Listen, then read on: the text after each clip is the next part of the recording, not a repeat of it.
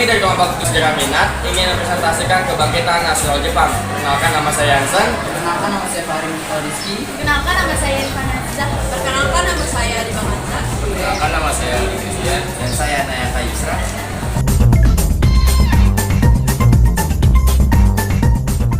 Materi yang akan kami jelaskan ada 5. Yang pertama pengertian, yang kedua latar belakang, yang ketiga tujuan dan gerakan, yang keempat tokoh-tokoh, dan yang terakhir adalah merdeka atau pembaharuan setelah Jepang mengalami kebangkitan nasional. Baiklah, kita masuk ke materi yang pertama, yaitu pengertian. Jadi, nasionalisme Jepang adalah nasionalisme yang memandang bahwa Jepang adalah sebuah bangsa dan mempromosikan penyatuan kebudayaan Jepang. Nasionalisme Jepang ditandai dengan restorasi Meiji, yaitu peristiwa untuk menyiapkan Jepang sebagai negara modern. Materi yang kedua adalah latar belakang. Jepang sebelum nasionalisme melaksanakan politik sakuko atau politik isolasi. Yang kedua, Jepang menggunakan sistem pemerintahan bakufu. Apa itu sistem pemerintahan bakufu? Jadi, sistem pemerintahan bakufu adalah pemerintahan yang dipimpin oleh shogun. Seperti demikian. Shogun dapat dibagi menjadi daimyo, dan daimyo bisa dibagi menjadi samurai. Jadi, pemerintahan yang tertinggi ada di tangan kaisar, dan kaisar sendiri di Jepang pada saat itu hanya sebagai simbol negara. Latar belakang restorasi Meiji atau kebangkitan nasional Jepang ada 5. Yang pertama, kemunduran ekonomi akibat politik isolasi. Yang kedua, Jepang tertinggal dari segala aspek. Itu termasuk dalam kemunduran akibat politik isolasi. Nah, yang ketiga, kedatangan kapal Amerika Serikat di bawah pimpinan Matthew Commodore Perry untuk membuka hubungan dagang. Yang keempat, ditandatanganinya Perjanjian Kanagawa. Setelah ditandatangani, itu membuka pelabuhan Shimoda dan Hokkaido. Dan yang terakhir, pada 8 September 1867, kepala pemerintahan dikembalikan kepada Kaisar Mutsuhito atau Kaisar Meiji. Materi yang ketiga adalah tujuan dan gerakan. Yang pertama ada restorasi Meiji. Tujuan restorasi Meiji adalah menghadapi bangsa barat dengan menggunakan kekuatan senjata. Pemerintah Jepang berpikir realistis dan mulai menyadari bahwa bangsa barat memiliki keunggulan dibanding dengan peradaban Jepang. Gerakan restorasi Meiji. Jadi, Kaisar Meiji mulai melakukan restorasi pada 1867.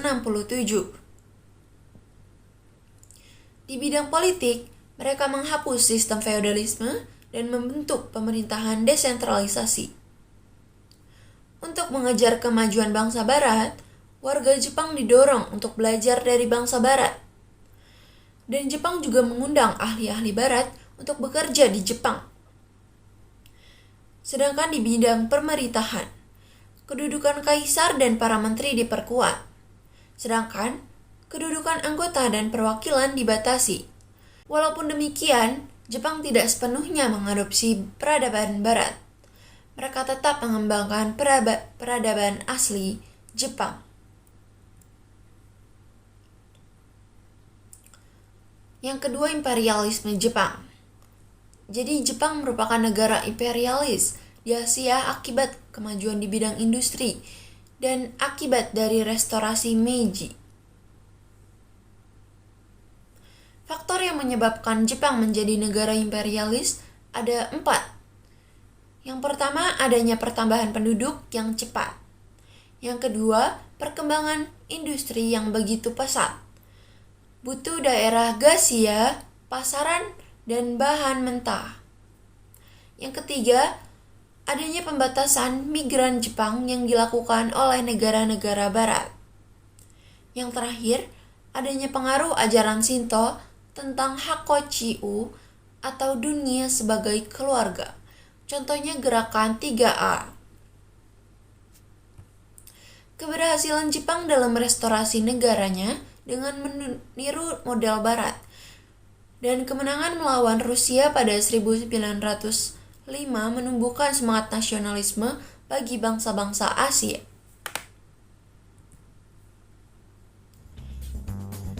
Materi yang keempat adalah tokoh-tokoh. Tokoh-tokoh di Kebangkitan Nasional Jepang ada banyak. Yang paling utama adalah Kaisar Meiji. Kaisar Meiji atau yang kita kenal adalah Mutsuhito adalah pemimpin yang bangkit dari kesogunan feodal.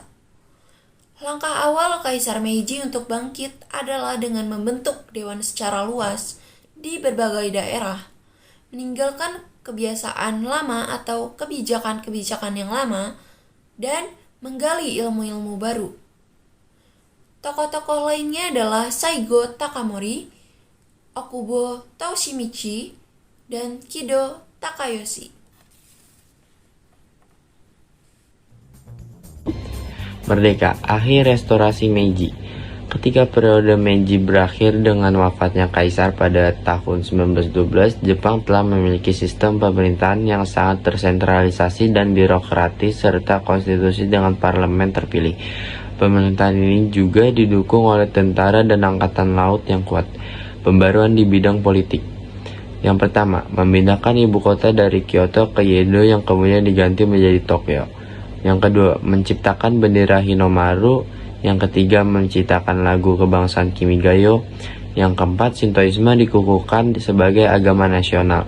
Yang kelima, jabatan shogun dan daimyo dihapuskan pada tahun 1868. Yang keenam, samurai dibubarkan dan dijadikan tentara nasional. Pembaruan di bidang ekonomi. Yang pertama, perdagangan Jepang maju pesat berkat dumping polisi, yakni menjual barang-barang hasil industri di luar negeri lebih murah daripada di dalam negeri. Hal ini bertujuan untuk merebut pasaran. Yang kedua, muncul golongan baru yang disebut Zaibatsu yang terdiri atas keluarga Mitsui, Mitsubishi, Sumitomo, dan Yasuda. Keluarga tersebut yang nantinya mengelola perusahaan. Pembaruan di bidang pendidikan. Yang pertama, sistem pendidikan di Jepang meniru sistem pendidikan barat. Yang kedua, Shintoisme dan Buddhisme dijadikan dasar moral yang diajarkan di semua sekolah. Yang ketiga, dikeluarkan undang-undang pendidikan yang mewajibkan belajar untuk anak-anak umur 6 tahun sampai 14 tahun dan bebas uang sekolah. Yang keempat, sistem pendidikannya semi militer. Pembaruan di bidang militer. Yang pertama, Angkatan Darat Jepang dikelola keluarga Chosu dengan mencontoh Prusia Jerman. Yang kedua, Angkatan Laut Jepang dikelola keluarga Satsuma dengan mencontoh Inggris. Yang ketiga, dihidupkan kembali ajaran Bushido sebagai jiwa kemiliteran.